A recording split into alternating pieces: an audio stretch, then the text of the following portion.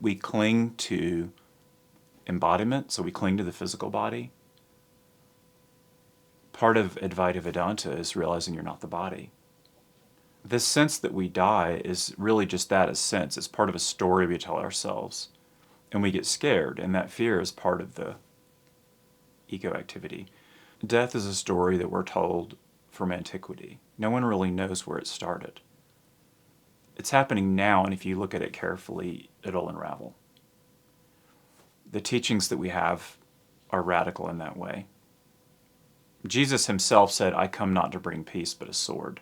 That's one of the most interesting passages in the Bible, I think. He talks about when you start to realize what the teaching is, your family won't like it.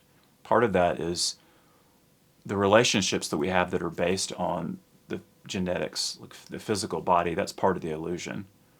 Really, the true relationship is in love, and love is not based in genetics. It's based in something else. It's a spiritual thing. It transcends the physical, the mental, the emotional, all of these things. So love, I would say it exists beyond death, but those are all fictions. Jesus says, "He who clings to his life shall lose it." That's mortality. That's one way to look at it. He who clings to his life shall lose it. What does that mean? We have to care enough to figure out what that means, to study it, to go into it, to sit with it, chew on it, live with it, feel it. What is that? It's like the chief of police trying to solve a crime when the chief of police is the one that's committing the crime and he just doesn't realize it and it never ends. At some point, there's a realization of what self is, of what we're doing to ourselves, and we very compassionately, carefully, gently, and yet firmly, and in some sense fiercely, look at it. How do we live? How do we treat other people? We say we love someone and then we find ourselves yelling at them or lying to them or, God forbid, hitting them. We're trying to figure out what this is. If you go right to the root of it, I wanted to go to the root of it. It's just bullshit. You know? If it's a conspiracy theory, it's a conspiracy of one. Just look in the mirror. How am I lying to myself about who I am? That's really it. Get to the root of it. You don't have to do this. It's an invitation. It's very gentle. I would say ego is just disorder. It's dysfunction. It's the root of it. And the solution may seem radical, and I would say, yes, it is. Sometimes radicals are portrayed as people who want to disrupt the status quo and create something else. This is not that. It's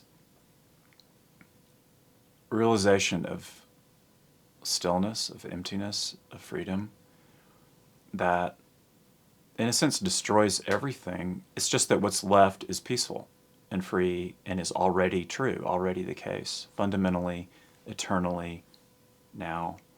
I'm guessing that most of the people watching these videos suffer from something that's more like ennui.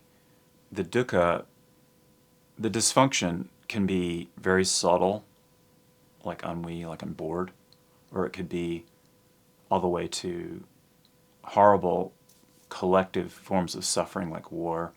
You could just imagine what those things are, and we want to be free of that. The way to end it is to notice that more or less subtle garden variety kind of suffering. It can get pretty bad. It can be painful sometimes. We could be depressed. It could mean that we cling to things and don't let them go. The dysfunctions that come up are often quite painful, but usually they're just a background noise. In Alcoholics Anonymous, they have something called bottom. And bottom is usually where you get help. I've written about this in my book, that on this spectrum of suffering, you have ennui about life, complaining and just feeling vaguely unhappy, that kind of thing, all the way to the worst suffering imaginable. So there's a whole spectrum of those things. Severe alcoholism is way over here somewhere. It's pretty bad. It's no accident, I would say, that teachers such as Eckhart Tolle were suicidally depressive and just couldn't bring themselves to do it. And it forced a confrontation with the roots of self, with ego, that in that particular instance, conditions were just so that ego fell away. And now they're awake and, the rest of that. AA says, hey, it's not so bad, but it's still pretty bad.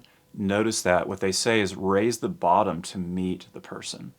So what that means is it's a very kind thing to say your current level of suffering is intolerable. You have to see that. We want to raise the bottom to meet people. So you're sitting in a coffee shop and just vaguely dissatisfied. That's intolerable. That's the way I felt.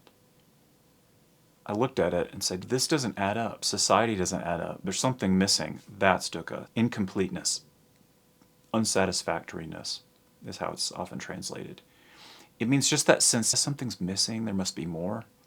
It keeps us wanting. See, there's that gesture again. It's a grasping. I don't have it now. I'm not enough. There's samsara. So I'm doing this because it just happens over and over again. It doesn't stop when you die. Who dies? What is it that dies? We don't even really look at these things or understand them that clearly on a collective scale. That level of suffering is intolerable. That's what we have to see. The main practice is to see how we attach to thoughts. The thought comes up, we attach, and then we either want it, we covet it, crave it, or we crave its absence, which is just pushing it away. Desire, aversion. Everything should be the way it is because it is. That's God, if you will. That which is. It's a tautology. It's true under every condition. What is. What happens, a thought comes up and says, this illusion, this facsimile of reality that isn't true, this description that's in my head, and it's just a figment arising, I grasp it and I hold it dear. And it creates a sense of self, and it can get really dark and ugly in so many different ways. So we want to be free of that. It's attaching to thoughts. There are different ways to do it.